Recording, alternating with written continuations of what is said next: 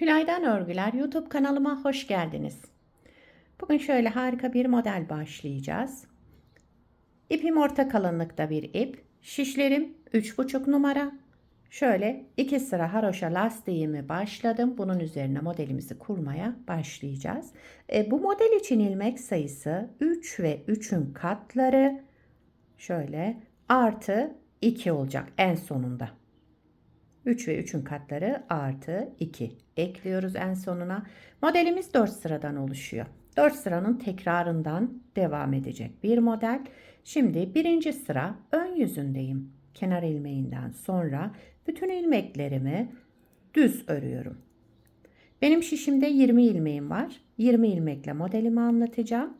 Birinci sıra ön yüzünde ilmeklerimin tamamını düz örerek devam ediyorum. Bu modeli lastiksiz de kullanabilirsiniz. İstediğiniz lastik üzerine de yapabilirsiniz.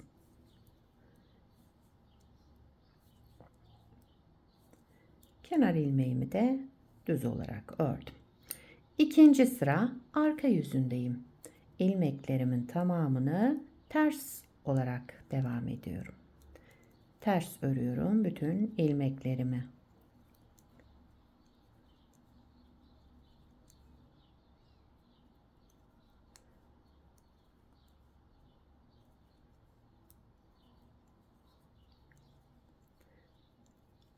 Arkadaşlar kanalıma abone değilseniz abone olup videolarımı da beğeniyorsanız beğeni yapmayı, yorum yapmayı, beni desteklemeyi unutmayın.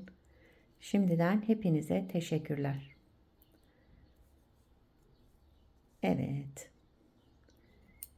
Üçüncü sıra ön yüzüne geçtim.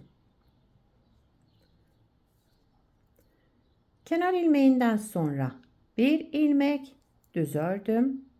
Daha sonra bir artırma yaptım. Şu şekilde sıradaki iki ilmeğimin ikisini bir şöyle aldım ve düz örerek sola doğru kestim.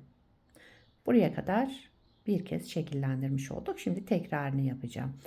Bir düz, bir artırma, daha sonra sıradaki iki ilmeğimizi düz örerek tek ilmeğe düşürelim. Bir düz, bir artırma, sıradaki iki ilmeğimi düz örerek sola doğru kestim. Aynı şekilde devam ediyorum. Önce bir düz, daha sonra bir artırma, daha sonra iki ilmeğimizi keselim sola doğru.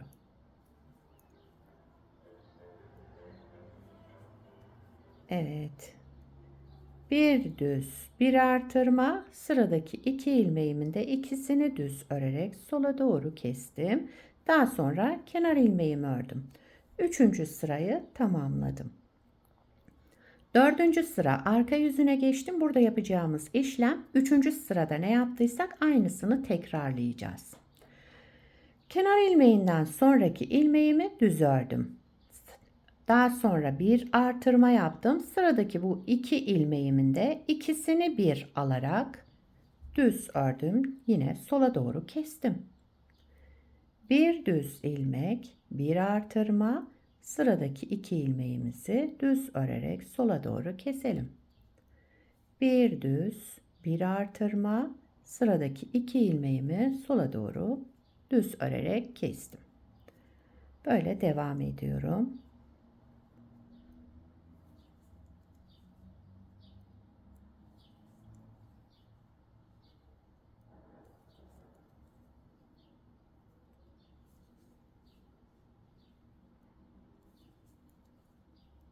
Kenar ilmeğimi de düz ördüm. Modeli bir kez kurduk. Bakın model böyle devam ediyor. Bu 4 sıranın tekrarında oluşacak. Modelde kaydırma yok. Aynı şekilde ikinci modeli de kuracağız. İsterseniz bir kez daha kuralım. Şurada birinci sırada ne yaptıysam aynısını yaparak devam ediyoruz. Birinci sıra ön yüzündeyim. Kenar ilmeğinden sonra bütün ilmeklerimi düz örüyorum.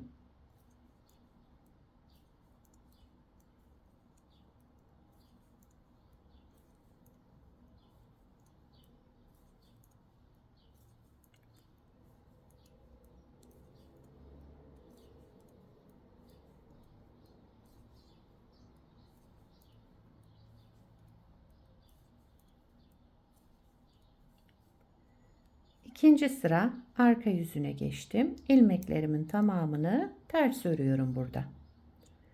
Birinci sıra ön yüzünde düz, ikinci sıra arka yüzünde ters örerek bu iki sırayı tamamlayalım. Üçüncü sıra ön yüzündeyim. Kenar ilmeğinden sonra bir ilmek düz, bir ilmek artırma yaptım bu şekilde. Sıradaki iki ilmeğimi düz örerek kestim. Tek ilmeğe düşürdüm. Tekrar ediyorum. Bir düz, bir artırma. Sıradaki iki ilmeğimi düz örerek sola doğru kestim. Bir düz, bir artırma. Sıradaki iki ilmeğimi sola doğru kestim. Üçüncü sıra ön yüzünde böyle devam edelim. Önce bir düz ilmek, daha sonra artırma, daha sonra sıradaki iki ilmeğimizi düz örerek keselim. Kaldı bakın son 3 ilmeğim. Birincisini düz ördüm, bir artırdım. Sıradaki iki ilmeğimi de yine düz örerek sola doğru kestim. Daha sonra kenar ilmeğimi düz olarak ördüm. Üçüncü sırayı tamamladım. Dördüncü sıra arka yüzünde yine üçüncü sırada ne yaptıysak aynısını yaparak devam ediyorum. Kenar ilmeğinden sonra bir düz, bir artırma, sıradaki iki ilmeğimizi de sola doğru keselim. Bir düz ilmek, bir artırma, sıradaki iki ilmeğimizi sola doğru keselim. Bu şekilde devam ederek dördüncü sıramızı tamamlayalım. Evet, modeli iki kez kurdum yine 4 sıranın tekrarından. İkinci modeli de kurduk. Model böyle devam ediyor. 2 sıra haroşa lastik üzerine yaptım bu parçayı. Bunu da daha önce hazırladım. Bunu da lastiksiz hazırladım. Bakın burada lastik kullanmadım.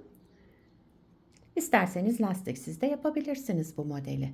Modelin arka yüzü de bu şekilde. Gayet düzgün devam eden bir model. Her türlü örgüde kullanabilirsiniz. Yakadan başlama örgülerinizde de kullanabilirsiniz şöyle. Yetişkin örgülerinde, çocuk örgülerinde hepsinde kullanabileceğiniz harika bir model bence. Sizler de beğendiniz mi arkadaşlar? Onları yorumlarda belirtirsiniz.